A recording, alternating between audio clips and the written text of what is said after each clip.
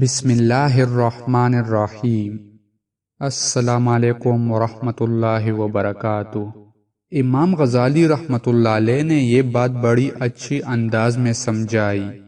وہ فرماتے ہیں کہ ایک آدمی جا رہا تھا کہ ایک شیر اس کے پیچھے بھاگا۔ اس کے قریب کوئی بھی درخت نہیں تھا کہ جس پر وہ چڑھ جاتا۔ اسے ایک کنواں نظر آیا۔ اس نے سوچا کہ میں کنویں میں چھلانگ لگا دیتا ہوں، جب شیر چلا جائے تو میں بھی کنویں سے باہر نکل آؤں گا۔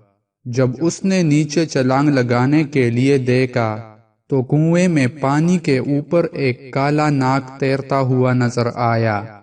اب پیچھے شیر تھا اور نیچے کنویں میں کالا ناگ تھا۔ وہ اور زیادہ پریشان ہو کر سوچنے لگا کہ اب میں کیا کروں۔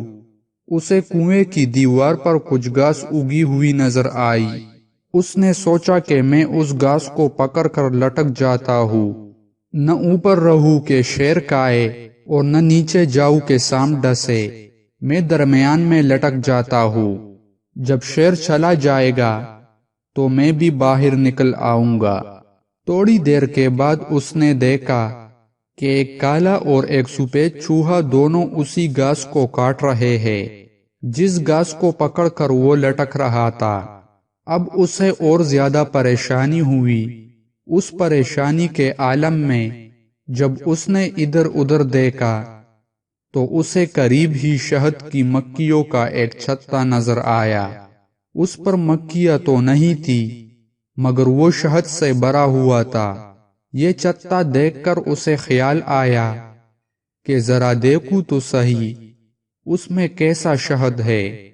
چنانچہ اس نے ایک ہاتھ سے گھاس کو پکڑا اور دوسرے ہاتھ کی انگلی پر جب شہد لگا کر چکھا تو اسے بڑا مزہ آیا۔ اب وہ اسے چاٹنے میں مشغول ہو گیا۔ اسے نہ شیر یاد رہا، نہ ناگ اور نہ چوہے۔ تو سوچے کہ اس کا انجام کیا ہوگا۔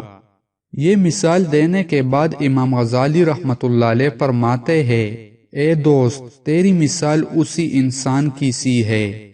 ملک الموت شیر کی مانند تیرے پیچھے لگا ہوا ہے۔